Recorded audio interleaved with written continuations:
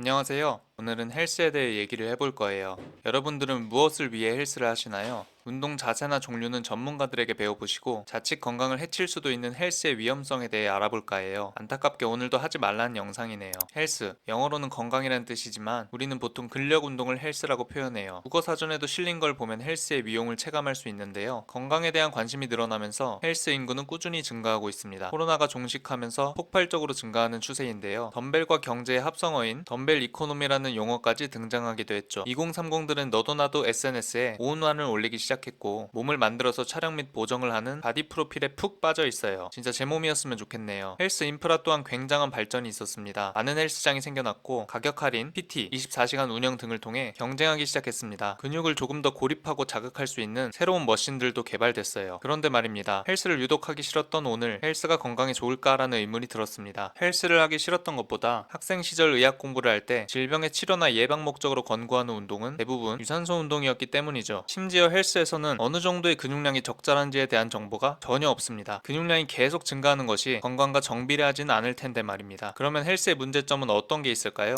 헬스를 가르쳐주는 트레이너에 대해 먼저 생각해보죠. 운동하는 사람들이라면 한 번쯤 들어봤을 명언이 있습니다. 세상에 나쁜 운동은 없다인데요. 아쉽게도 나쁜 트레이너는 존재합니다. 숫자만 세주는 일부 몰상식한 트레이너를 말하는 게 아니라 의학적으로 본 트레이너는 전문성에 문제가 있을 수 있다는 겁니다. 헬스장은 체력 단련장업으로 등록되어 생활 법령에 따라 체육 지도자를 배치해야 합니다. 체육 지도자는 예전에는 1급부터 3급으로 분류되었으나 개편되어 2급 생활 스포츠 지도사 이상의 자격을 말하는데요. 배경 지식이 없다면 시험이 꽤나 어렵습니다. 문제는 이러한 내용이 트레이너가 회원들을 가르칠 때 필요한 것이 아니라는 것에서 발생합니다. 헬스는 다른 가벼운 운동들보다 부상 위험이 큰 운동이죠. 부상에 대해서는 이따가 더 다루겠지만 해부학적 구조를 아는 것이 꽤나 중요합니다. 중학교 체육 선생님은 위험한 운동을 가르치지 않죠. 그렇지만 되기위한 과정은 체육 교육학을 전공하거나 교직 기술을 하거나 관련 과 졸업 후 교육대학원 과정을 밟는 등 수년의 시간과 노력을 들어 전문성을 갖게 됩니다. 하지만 상대적으로 위험한 헬스는 수개월 만에 딸 수 있는 자격증으로 대체되게 됩니다. 아무래도 전문성에 문제가 생길 여지가 있는 거죠. 심지어 생활 스포츠 지도사 1인 외의 트레이너는 문제없이 트레이너로 근무할 수 있습니다. 물론 그들에겐 수년간의 경력이 있습니다. 스스로를 단련하는 과정에서 얻은 지식도 있을 거고요. 그렇지만 그 지식은 그 사람에게 적합한 것이지 모든 사람에게 통용될 수는 없습니다. 그 사람 본인에게 좋다고 확신할 수도 없고요. 의학적으로 사람들은 신체 구조가 다 다릅니다. 다른 정도에 따라 정상으로 분류되기도 하고 질환으로 분류되기도 하는데요. 일부 질환은 심하지 않은 경우 증상이 없기 때문에 인지하지 못할 수 있습니다. 예를 들면 척추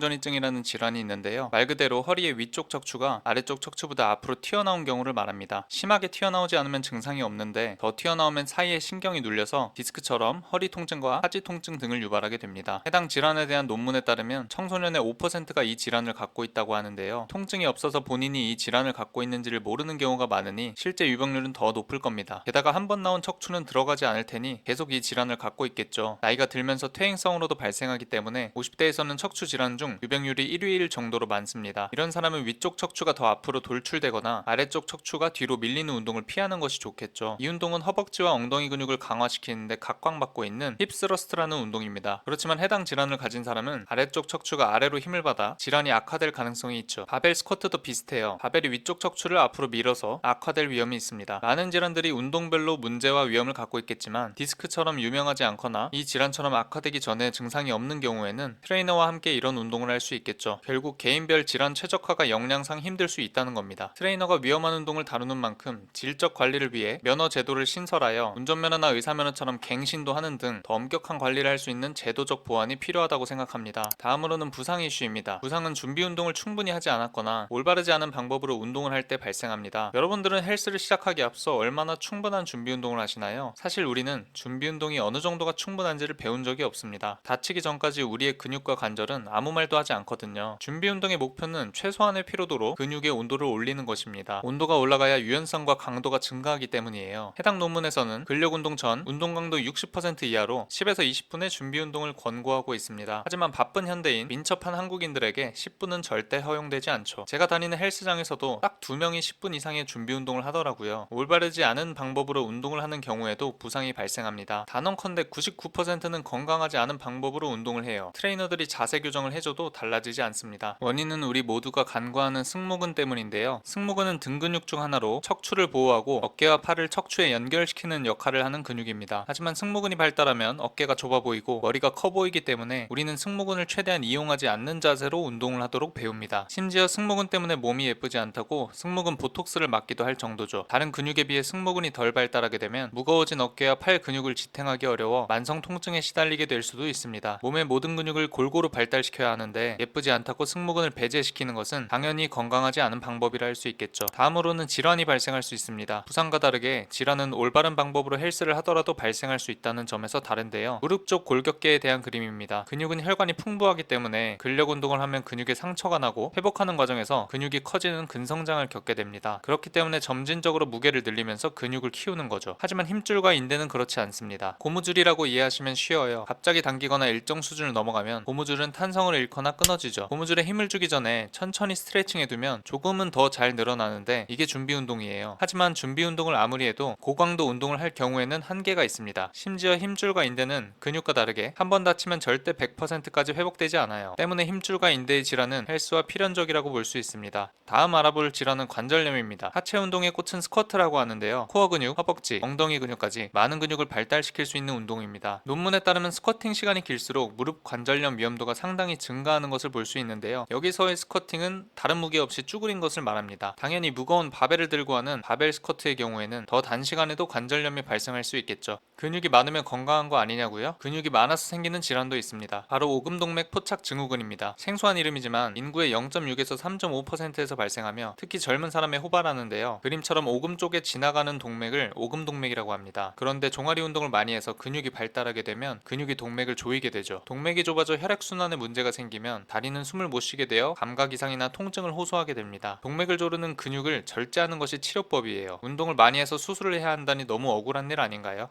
데드리프트는 3대 운동 중 하나로 고중량으로 많이들 하는 운동입니다. 이 운동을 할 때는 배에 힘을 주어 복압을 높여서 힘을 늘리는데요. 종종 블랙아웃 현상이 발생하기도 합니다. 몸의 압력이 올라가면서 뇌압이 상승했다가 바벨을 내려놓는 순간 압력이 풀리면서 일시적으로 혈류가 부족해서 생기는 의식 소실을 블랙아웃이라고 하는데요. 블랙아웃 자체는 단시간이라 큰 문제가 되지 않지만 그 시간 동안 넘어져서 머리를 부딪힐 수 있기 때문에 주의해야 합니다. 또한 높은 복압으로 피가 심장으로 돌아오지 못해 저산소증도 발생 가능하므로 고중량을 피하는 것이 좋습니다. 다음으로는 단백질 보충제를 다뤄볼 텐데요. 단백질은 우리 몸을 구성하는 필수 영양소 중 하나죠. 우리 몸을 그대로 유지하기 위해서 필요한 단백질 권장 섭취량은 매일 체중 1kg당 0.8에서 1.0g을 권고하고 있어요. 근육을 키우기 위한 단백질 권장 섭취량은 기준이 조금 다른데요. 여기저기 데이터가 조금씩은 다르지만 보통 체중 1kg당 1.6에서 2.0g을 권고하고 있습니다. 하지만 이 수치들은 모두 잘못됐어요. 논문에 나온 수치들인데 뭐가 문제냐 하실 수도 있지만 이런 연구는 보통 백인이나 흑인, 히스패닉을 기준으로 시행합니다. 인구가 많기도 하고 병원 샘플도 많거든요. 문제는 동양인과 백인, 흑인이 굉장히 다르다는 점이에요. 이 약은 과거에 개발된 흑인에게만 승인된 신부전 약입니다. 그만큼 연구 데이터에 인종이라는 변수는 꽤나 중요하다는 거죠. 같은 체중이라도 인종의 차이로 단백질 흡수율, 콩팥의 기능, 신체 구성에 따라 큰 차이를 나타낼 수 있습니다. 해당 논문에서는 고용량의 단백질 섭취와 신장 건강에 대한 여러 논문의 데이터를 비교했는데요. 우리가 눈여겨볼 데이터는 싱가포르 중국 연구 데이터예요. 이 연구에서 고용량의 단백질 섭취는 저용량에 비해 신부전을 유발할 수 있다는 결과를 보였죠. 놀랍게도 대만 데이터 또한 신장 기능을 악화시킨다고 나왔습니다. 미국과 유럽의 데이터는 신부전 위험을 높였거나 무관하다는 결과가 나뉘었다는 것으로 미루어 보면 동양인에 대한 데이터는 확실히 신장 기능을 저하시킨다고 볼 수 있습니다. 또한 고용량의 단백질 부산물은 통풍, 요로결석, 피부 트러블을 유발하고 간과 위장에 부담을 주기도 합니다. 마지막으로 바디 프로필을 지적하고 싶어요. 바디 프로필을 위해 근력 운동을 하는 것까지는 좋은데 결국 근육의 결을 확실하게 보여주기 위해 엄청난 체중 감량을 수반합니다. 그러한 감량은 기본적으로 체지방 감소와 탈수 과정인데요. 우리 몸의 지질은 세포막 형성, 뇌 및 신경세포의 구성, 담즙의 생산, 호르몬의 원료로 사용되며 많은 일들을 합니다. 이러한 호르몬 불균형은 남성에게는 정자수 감소, 여성에게는 골다공증, 생리불순, 난임을 초래해요. 탈모, 면역 저하와 정신질환까지 발생할 수 있습니다. 요즘은 다 포토샵으로 만들어주시니까 몸에 나쁜 건 적당히만 하고 가시는 것을 추천드려요. 그래도 나는 헬스로 근육 늘려서 기초대사량을 높일 거야 하시는 분들도 계실 겁니다. 많은 사람들이 잘못 알고 있는 것이 근력 운동을 통해 근육량을 증가시켜 기초대사량을 높이겠다는 생각인데요. 우리의 생각과는 달리 근육 1kg의 기초대사량은 13kcal밖에 되지 않습니다. 13kcal면 밖에서 5분 정도 걸으면 소모됩니다. 물론 없는 것보단 도움이 되겠지만 근본적으로 칼로리 소모에는 큰 영향을 미치지 못한다는 것이죠. 칼로리 소모를 원하시면 유산소 운동을 하는 것이 100배 옳습니다. 유산소 운동은 무릎 관절 주변 근육을 강화시키고 혈액순환을 도와 관절염의 예방 및 치료에 효과가 입증된 운동이에요. 하지만 우리는 헬스하면 유산소 운동을 떠올리지조차 않습니다.